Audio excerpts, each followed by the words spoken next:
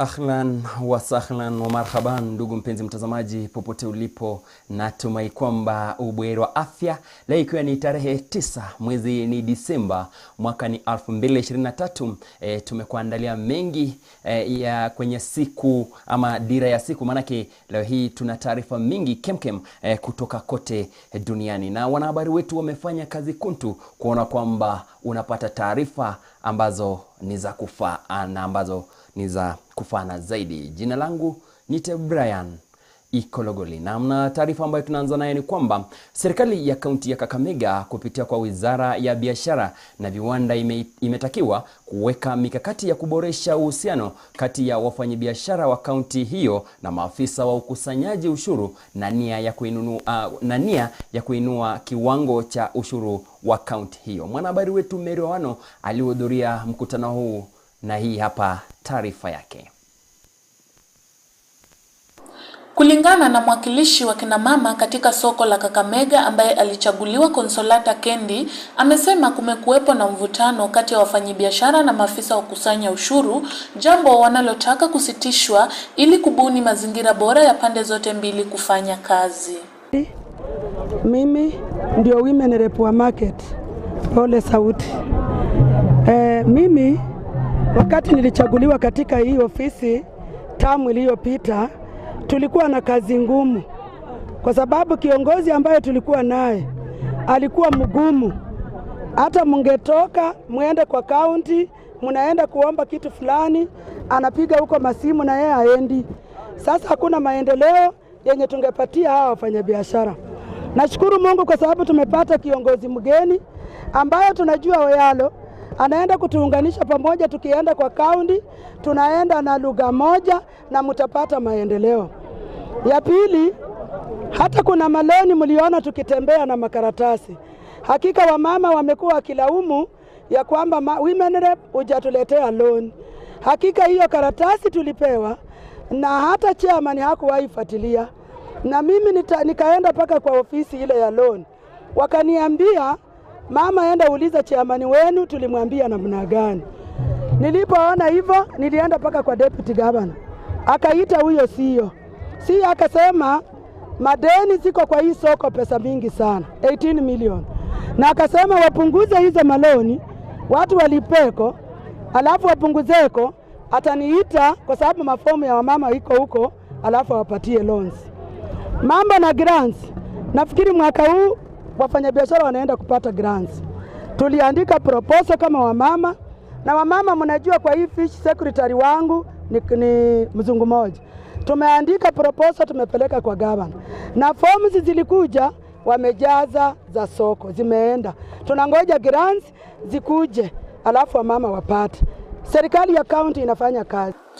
Kwa upande wake mwenyekiti aliyechaguliwa na wanasoko hao Alfred Oyalo akiutaka uongozi wa serikali ya Kakamega kulipa swala la kuwashirikisha wanasoko katika mipango yao kipaumbele. Nashukuru serikali yetu ya Kakamega County ikiongozwa na His Excellency FCPA Fernandez Baraza, gavana wetu, kwamba wewe ni gavana mchapakazi.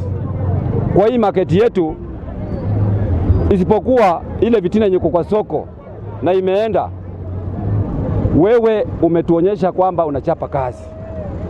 Hapa sokoni umetuletea vioski mpya. Hapa sokoni unarekebisha ile soko ya mawe. Hapa sokoni umezindua soko mpya ya wanafishi ambapo mama mboga atapata mahali pa kuuzia vitu yake. Kwa hivyo gavana, mimi nakuomba kwamba hiyo ofisi nimechaguliwa nayo, kwa vile sisi ni wachapakazi kama wewe, tunakuomba uangalia wafanyabiashara, uangalia hawa mama mboga. Ukipanga kaunti mzima mambo ya wafanyabiashara, panga ukiwekamo wana Kakamega. Jambo la mwisho, naomba viongozi wenzangu wasiungane na makateli wa hii tauni, wasiungane na makora wa hii tauni, wakule haki ya wafanyabiashara, wakule haki ya wafanyabiashara, na kwamba shughuli ikiwa mahali wao wanatembea pamoja, wanakaa na mfanyabiashara pamoja, waunganishe hii soko hii soko iunganishwe na kaunti ipate ushuru na sisi tupate maendeleo. Asante sana, asante. Ndio. Sina mengi ya kusema, tufanye kazi pamoja na Fernandez Baraza kamanda wetu.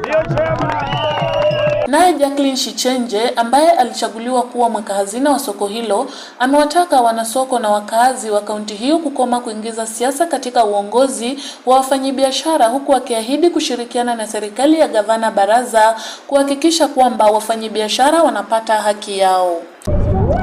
Ya majina yangu kamili ninaitwa Jacqueline Shichenje. Mimi ni mfanyabiashara hapa Main Market. Kura ambazo zilifanywa jana zilikuwa free and fair. Mimi kama treasurer wa soko nitatetea wanasoko. Kuna vyama vingi hapa sana. Hakuna siku chama hata kimoja hapa sokoni kimepokea grant. Natamani sana vile ambavyo nimechukua, angalau wafanyabiashara hao wapate grants. Kuna choo hapa zenye huwa zinaraniwa na watu tofauti. This time round ninatamani sana soko yenyewe irani hizi choo.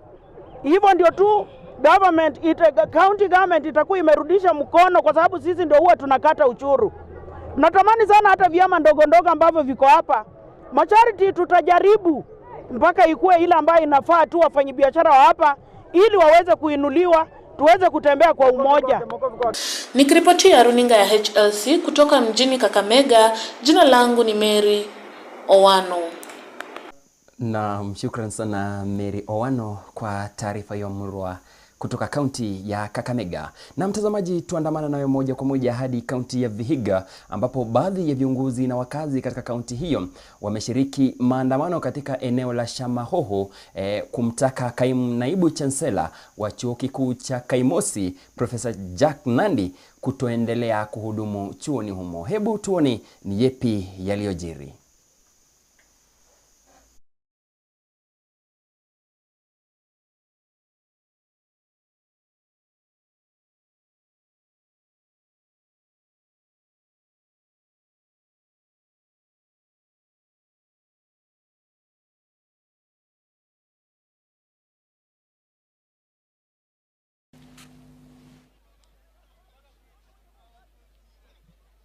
We raised our petitions yesterday in Nairobi. We presented them at the Public Service Commission.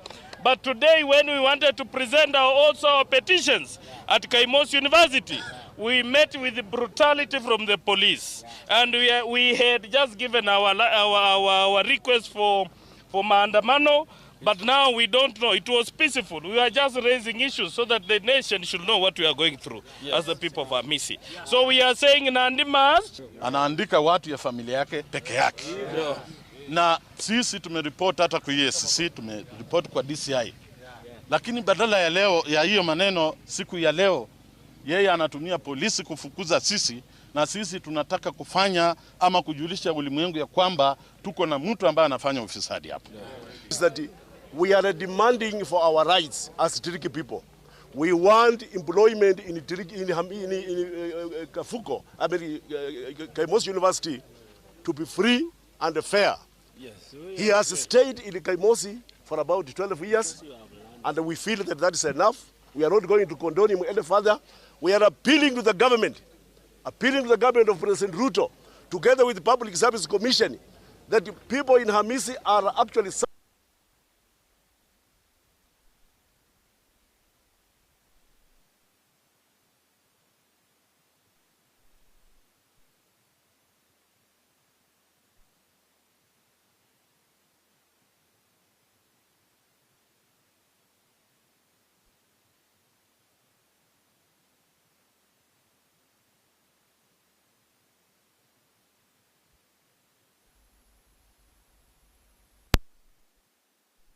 Mashariki, Wamalwa amesema kuwa wananchi wa taifa hili wanapitia hali ngumu ya maisha, hasa baada ya kupanda kwa bei za bidhaa na mafuta na bidhaa zingine muhimu. Our country is in a mess. Whether it's in the education sector, integrity ya mitihani yetu now is being questioned. Whether it's the health sector, kuna shida. Ikija kwa maisha, wananchi wanalia, na tumetembea pwani kaskazini mwa Kenya, nimekuwa Ukambani, kila pahali wa Kenya wanalia, maisha yamekuwa magumu zaidi.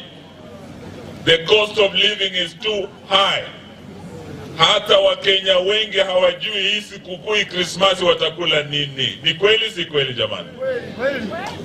Hata baada ya Christmas hawajui Januari watoto wataenda shuleni namna gani. Ni shida kubwa. So mambo yetu ni matatu nikimalizia. Sisi tumeambia Bwana Zakayo, sababu hata yule Zakayo wa Biblia, si Yesu alipomwambia ashuke, si alishuka jamani?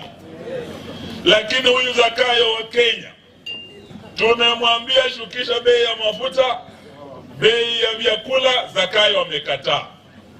Tumeambia Zakayo ashuke kwa mti, Zakayo amekataa. Sasa kama amekataa kushukisha vyakula, amekataa kushuka kwa mti, watu wa Kamoto, tufanyeje huyu Zakayo jamani? Tufanyeje? Sema kwa sauti Zakayo, sisi tufanyeje? Tukate miti? Tuangushe Zakayo? Basi mtayarishe shoka, na tunashukuru tuna shoka kali hapa inaitwa banana miti. Manana omubunge babantu bamubunge bamubolere balisese bambisisi kukolera babantu imu ekasi. I have no conflict ezekate mubunge wa masaita paka wakana nokukeme chikula. Newene na kamberesi ya kamani neheme kamubolere. Lakini saa hizi kaja kolera bali mubafwe ekasi Nairobi. Marana kukora kuriyo kuyetane ili bazungu barumanga we are going to serve humanity. Omundu wa muchachi akolere bantu ekasi. Ese mwalimu kwa Nairobi korere bantu babalimu no mulira muri kali transferred, hiyo itakuwa kazi yangu ya kumsaidia na pension. Hata Nelson, as you are moving out, you will not have a problem with the pension. I will be in Nairobi helping you how it is going to be paid. Hiyo ndio kazi naenda kufanyia hawa. Sasa watu wengine msikuwe na maneno mingi. Hata mbunge mimi niliongea na yeye jana nikiwa Nairobi. Na ndisana abire kura mheshimiwa. Barande kuche. Sikia mzaino bande wabali na mbunge wone ndo madimati ni bebe. Sikia ze ndo marumanu mundu kundita. Nekali nafasi yone ehoro mugozi no karusie score card. Bakarusie nge tikiti mugozi no kumurebe. Chikorofa chikara kanu kamurebe chindare cho sai murebe wose. Yani wangoyo nyara wamwasakira chiku cho mamara aruyacha romusecho wo. Nyara wamwasakira chiku chinyo muta mwachimbisi. Lolo ni aendele kukola busekasi yewe vo kamurebe chindaro chiri. Our country is in a mess. Whether it's in the education sector, integrity ya mitihani yetu now is being questioned. Whether it's the health sector, kuna shida.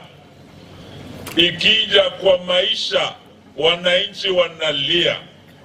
Na tumetembea pwani kaskazini mwa Kenya, nimekuwa Ukambani, kila pahali wa Kenya wanalia, maisha yamekuwa magumu zaidi. The cost of living is too high. Hata Wakenya wengi hawajui hii sikukuu Krismasi watakula nini. Ni kweli si kweli jamani? Hata baada ya Christmas hawajui Januari watoto wataenda shuleni namna gani. Ni shida kubwa. Ukweli ni kwamba wenzetu wa Kenya kwanza hawakusikia kilio cha Wakenya. Walipoleta mswada wa fedha Finance Bill 2023, maoni yenu wa Kenya mulikataa mambo ya hiyo Finance Bill, mambo ya ushuru kuongezwa na Zakayo, lakini Zakayo alikuwa na moyo mgumu, hakuwasikiza ninyi, akapitisha Finance Bill because he had the numbers. Vile mnaumia sasa sio sababu ati watu wanapigana Israel ama Palestine, ni sababu ya ushuru wa Zakayo. Ushuru umeenda juu zaidi. Wamedouble VAT on fuel, ndio sababu mafuta yako juu Kenya kuliko Tanzania. Dunia yote the crude oil prices are at the lowest, $69 per barrel. Why is it that in Kenya fuel prices are not coming down? Watoto wetu wa bodaboda wanaumia, watu wote wanaumia, ni kwa sababu ya ushuru wa Zakayo. Na mtazamaji, tukisalia kwenye masuala yanayoambatana na siasa, ni kwamba Kinara wa Azimio la Umoja Raila Odinga ameshtumu Rais William Ruto kwa kushindwa kuwatengenezea ajira wa Kenya na kuacha kung'ang'ania ajira ughaibuni. Odinga pia amemkashifu Rais Ruto kwa kuendelea kushusha hadhi ya nchi kupitia juhudi zake za hadharani za kuwatafutia Wakenya ajira katika mataifa ya kigeni anayozuru mara kwa mara. Kiongozi huyo wa upinzani amesema hayo wakati akiwahutubia wanafunzi wa chuo kikuu cha Katoliki jijini Nairobi katika harakati za kusherehekea miaka 60 ya Kenya kujitawala. Jiandaa kusherehekea miaka 60 ya kujitawala Jumanne wiki ijayo. Kinara wa Azimio Raila Odinga anasema ni jambo la kuvunja moyo kwamba Wakenya wangali wanaandamwa na chembe za ukoloni mambo leo. We live on debt, but we still live large. We drove ourselves into the trap of the IMF and the World Bank and their unusual conditionalities that are driving us back to the 1980s and 90s. Today, we are way off the original dream. Odinga aliyekuwa akiwahutubia wanafunzi katika chuo kikuu cha Katoliki jijini Nairobi amemtaka rais awajibikie swala la ajira kwa Kenya hasa vijana na kukoma kudhalilisha taifa kwa kutafuta ajira katika mataifa ya kigeni. Our children are struggling to get farm jobs in Israel, to be house helps in Saudi Arabia, and security personnel in Qatar.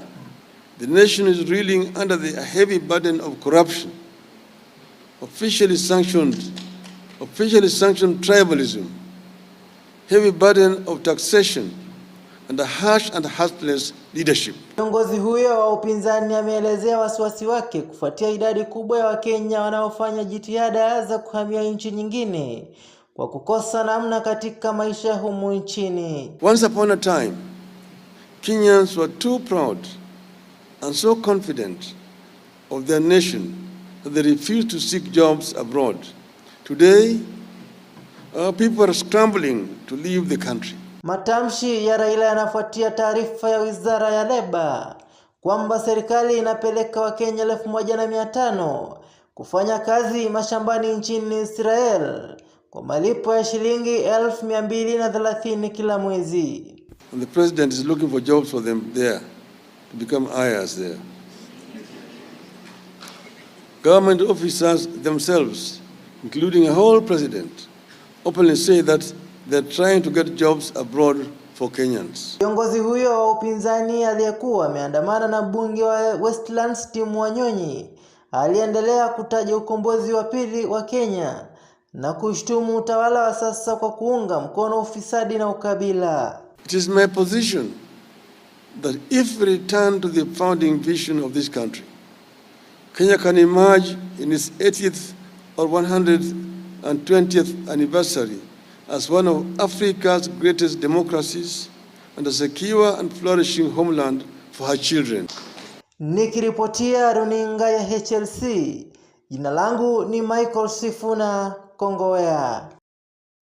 Na shukran sana Michael Sifuna Kongowea jinsi ambavyo anajiita kwa kutuletea taarifa hiyo murwa kutoka maeneo yale ya Nairobi.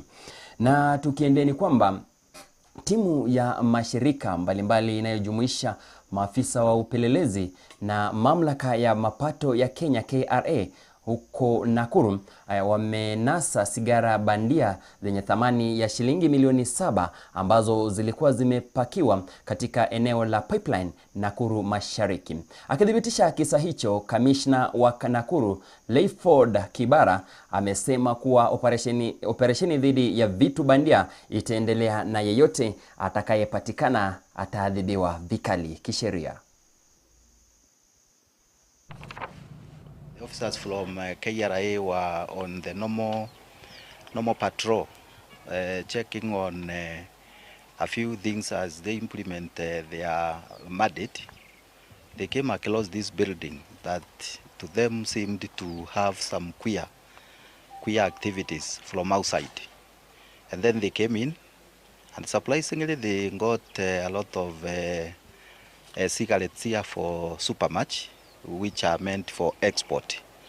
But what has been happening here is the owner of this building here have been repackaging these cigarettes and then selling back to the Kenyan market. The cigarettes are meant for Uganda, DRC, Congo. And then behind us, we have 47 boxes that are packaged in 10,000. That is the small sticks, 10,000, and then like a packet of 20 cigarettes. The value for those cigarettes behind here is 7 million. And then we came across these fake KRA stamps that are worthy. They are worthy 2.4 million if they could have been genuine.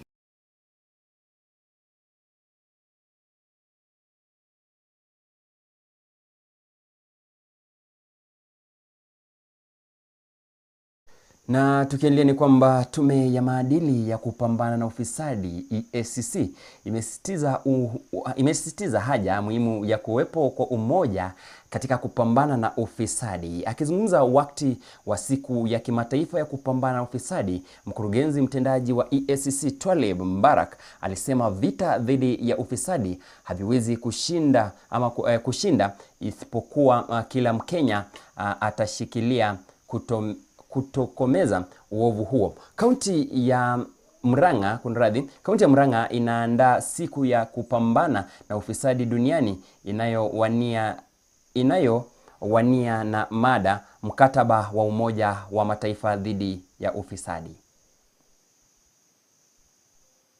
Remember that is what the slave traders thought, that slavery can never be abolished because they were benefiting from it. That is what the racists in America thought because they were privileged. That is what the colonialists that colonized various nations of the world thought. That is what apartheid in South Africa, those people who are there, thought that it would never end. That it was here when the colonialists took our country, they thought it would never end. But you can never fight against a desperate people who are seeking their livelihood and their welfare. And so those who are committed to corruption, we are going to take the words of our leader, Kiraitu Murungi. We are going to fight you as a matter of life and death. Secondly, he said that by signing this document, we are doing the right thing by ratifying this convention today. To stand against corruption is the right thing to do.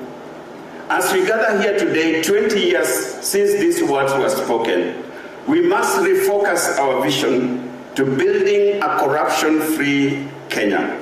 It is the right thing to do. The truth is, no nation in the world has ever grown through shortcuts, such as corruption, gambling, fraud, and so on. Great nations are those that have prioritized hard work, like we are hearing here in Murang'a, honesty, trust, and integrity.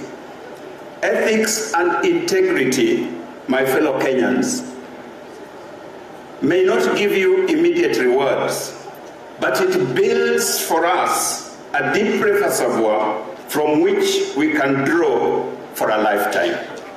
We at the Commission remain committed to implement our mandate impartially, professionally, with full recognition to our national values and principles. It is just the right thing to do, and we are not going to be derailed by those people who want to distract us. I want to call upon our public officers to embrace ethics and integrity in their lifestyles. Please adhere to the national values and principles of governance.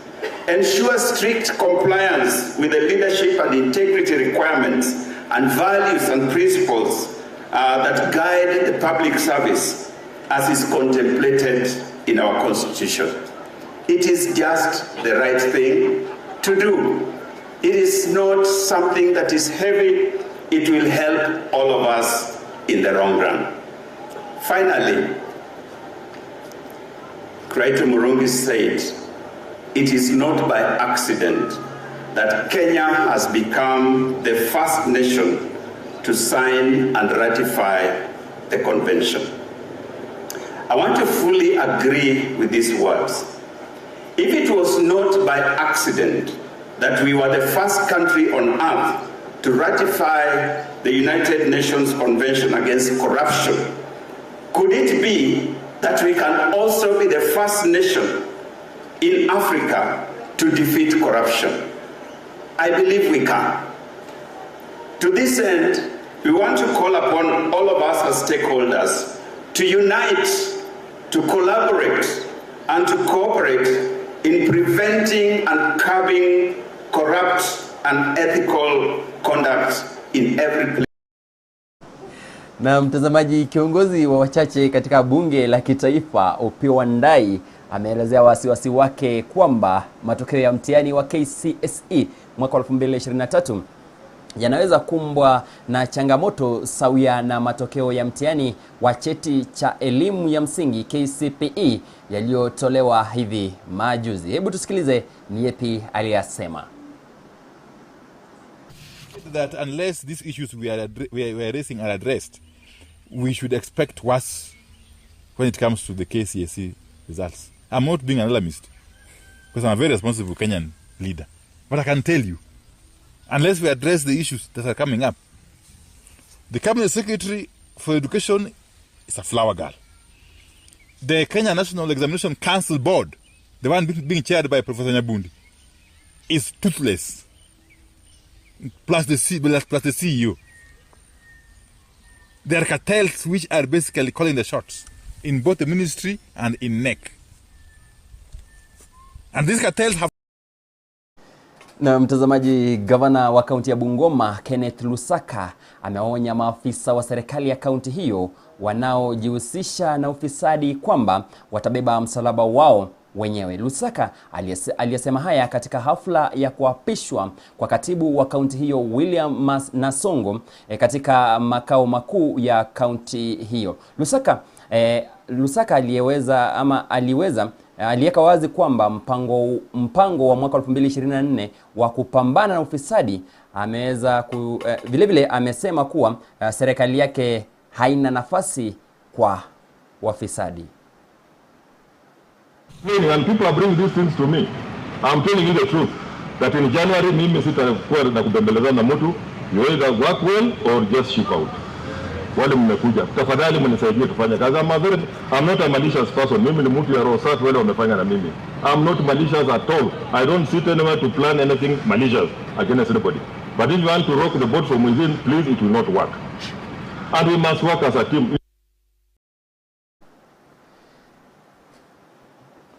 Na mtazamaji, kwingineko ni kwamba huduma za usafiri katika barabara ya Miwani Mamboleo zimelemazwa Jumamosi asubuhi baada ya wakazi waliojawa hamaki kufunga barabara hiyo wakilalamikia kuongezeka kwa visa vya ukosefu wa usalama katika eneo hilo. Maandamano hayo yalitokea baada ya mtu mmoja kusemekana kuvamiwa na kuuawa na watu wasiojulikana jana usiku.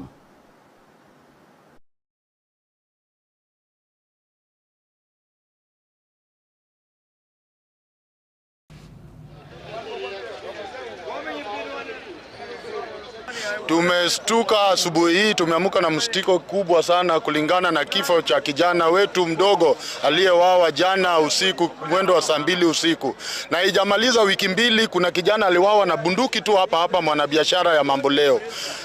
Sasa naomba serikali ya kwamba walete mapolisi patrolling iwe hapa Mamboleo, watujengee patrol base hapa ndani ya Mamboleo. Population imeshakuwa mingi hapa kwa soko, tunataka polisi wawekwe hapa wenye wanakuwa na base yao ya patrol ndani ya soko. This area, this road to Wigot is an hotspot. We have been having another incident. During this festival season, we have marked it as an hotspot and we have made security arrangements how to cover it. We realize our roads are very poor, so we have some motor spikes which we shall be using to monitor these thugs, these robbers who are not sparing even. Na mtazamaji, kwa taarifa zinazoambatana na masuala ya mafuriko ni kwamba serikali imewarai wananchi wasisafiri kwa sherehe za Krismasi, hasa katika maeneo ambayo yanakumbwa na mafuriko kufuatia mvua kubwa inayonyesha. Katika saa 24 zilizopita, watu watatu zaidi wamepoteza maisha katika kaunti tofauti. Msemaji wa serikali Isaac Mwaura pia ametangaza kuwa serikali imedhibiti visa vya ugonjwa wa kipindupindu ulioathiri watu 115, huku wawili kati yao wakiendelea kupokea matibabu. The 3 deaths, what we have come to learn is that they were just taken over by moving water on their own movement. Because when it rains and flash floods are still imminent, it may not be very safe to travel. Unless it is extremely necessary, it is advisable that we keep off these roads altogether until such a time when they are fully restored. The Coast Guards and the Kenya Navy are facilitating passenger movement on the cut-off section of the Lamu-Witu Road, particularly at Gamba in the Lango-La Simba area. Notably, the Modogashe-Habaswein Road, where a convoy of trucks had been stuck for nearly 2 months, has now been fully restored by the Kenya National Highways Authority and is now passable. Of the 115 reported cases, only 2 remain active at the Lamu Referral Hospital, with the rest either recovered or tested negative. Na mtazamaji, taarifa hiyo ya mafuriko inanifikisha mwisho wa taarifa ambazo tulikuwa tumekuandalia sasa hivi. Niseme kwamba nikiondoka humu studioni, niseme kwamba shukrani zangu kwa maripota, wapiga picha, wahariri kuona kwamba taarifa hizi zinakufikia kwa wakati unaofaa. Nikiondoka studioni nitasema hivi: mtu anapokusaidia wakati ambapo yeye mwenyewe anahitaji usaidizi, basi huo si usaidizi, ni mapenzi. Jifunze kutafakari. Tukutane wakati mwingine, majaliwa yake Mwenyezi Mungu. Langu jina ni Brian IKOLO.